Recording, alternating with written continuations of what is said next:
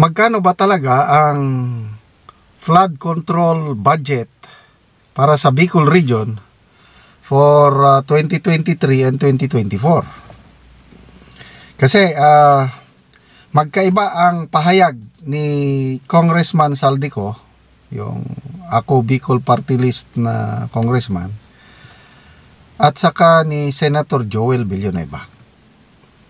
Magkaiba. So, sino sa kanila ang nagsasabi ng totoo o sino sa kanila ang nagsisinungaling? Okay, ang unang lumabas sa social media na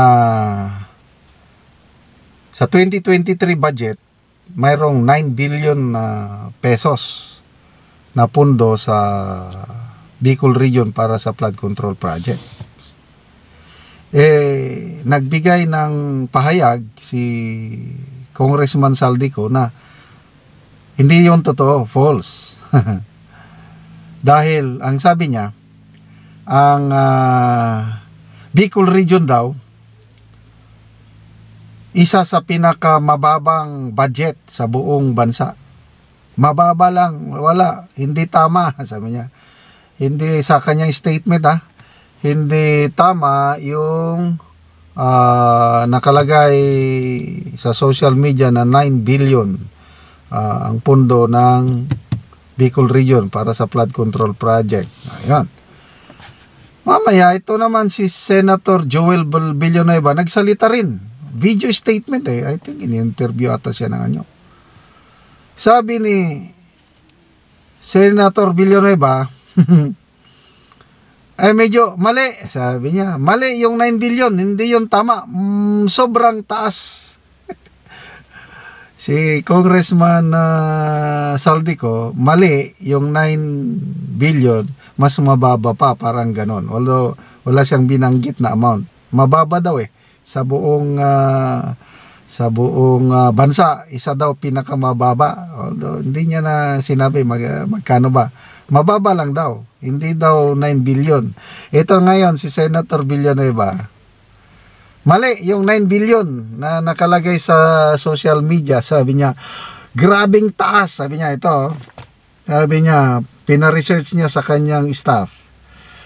Bicol Region was allocated a total of 61.4 billion for flood control projects by the DPWH over the past 2 years. Ang laki pala. Dininay niyo ang 9 billion. Hindi tama. Mababa pa yan. Ito, Senator Villanueva, sabi niya, 61.425 billion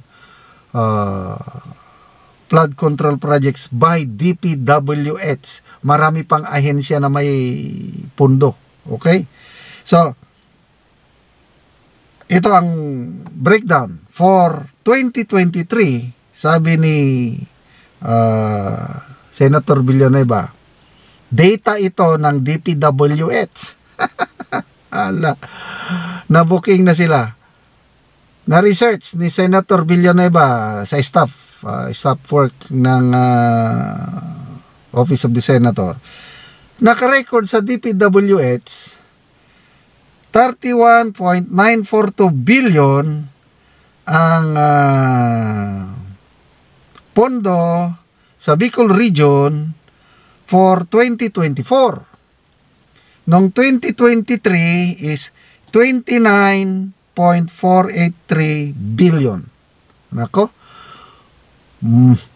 Payat pala, manipis pala yung nai-report sa social media na 9 billion noong 2023. According to DPWH record is 29.483 billion. Okay? So, sabi ni Congressman Saldico, pinakamababa daw ang dali kay medyo gabi na yan. Pinakamababa daw ang Bicol Region. Hindi, sabi ni Senator Villanueva.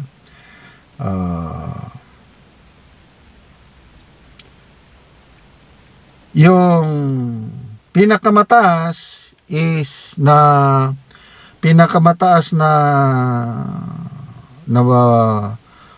budget allocation for flood control is Central Luzon. Magkano ba 'yon? Central Luzon. Ang sunod, second highest na budget para sa flood control project is Bicol Region. Yun na nga, yung 61 billion for 2 years. So, ang tanong, sino ang paniniwalaan nyo? Yung statement ni Congressman Saldico na sabi niya, hindi, walang 9 billion, mas mababa pa yan. Okay, ito si Senator Villanueva na citing record sa DPWH. Ang laki pala. 2023 is 29.4 billion. For this year is 31.9 billion. So, total mo yan, 61 billion.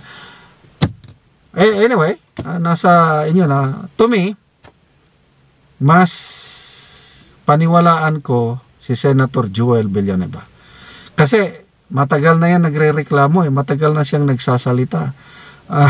Noon pa, nung nag-fact check yung Bagyo Carina nung unang grabing baha sa Metro Manila, after yung SONA na 5,500 flood control projects ang natapos na at marami pa ang ginagawa. Grabing palakpak. And then duman ang Carina. Ayun, ang Carina, grabing baha. Yun na, nag-research na si Senator Villanueva. Ayun, napag-alaman na 1.44 billion pesos per day ang ginagastos ng 5 ahensya ng gobyerno. May flood control projects ang DPWH. May DNR, meron din. Sandali, kaya medyo DNR, meron din. Ano pa? DILG, meron din. DSWD, meron din. DND, Office of Civil Defense, meron din. 5 ahensya po ang nabibigyan ng pondo taon-taon para magsagawa ng flood control projects. So matotal, according to Senator Villanueva, 1.44 billion per day. Grabe! So, despite yung pera na yun, pera natin yun pera ng pinaghirapan yun ng taong bayan, ganito pa rin, grabing sakuna. Every time na may bagyo, binabaha po tayo. So, ano na ngayon? Accountability, nasaan ang accountability? May investigasyon ba ang Kamara? Wala. Marunong lang, mabilis lang ang Kamarang mag-imbestiga sa Quadcom. Pagdating dito, sorry, nakakalungkot. Tahimik sila.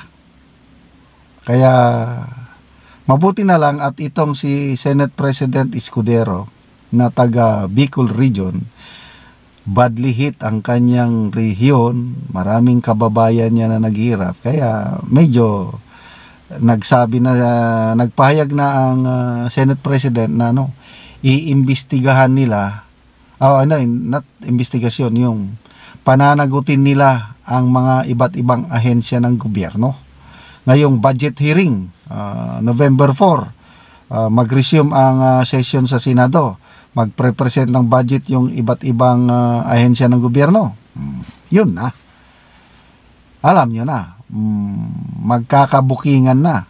So, dyan natin malalaman magkano ba, I hope matalakay yung magkano ba talaga ang flood control budget na nailaan sa Bicol Region. So, bahala na kayo, kanino kayo maniwala. Congressman Saldico, basta ulitin ko, ang sabi niya, wala daw, kakaunti daw ang flood control project, pundo sa Bicol region. Samantala si Senator Joel Villanueva, sabi niya 61 billion for the past 2 years. Second highest budget sa entire Pilipinas dahil ang pinakamalaking budget sa Central Luzon.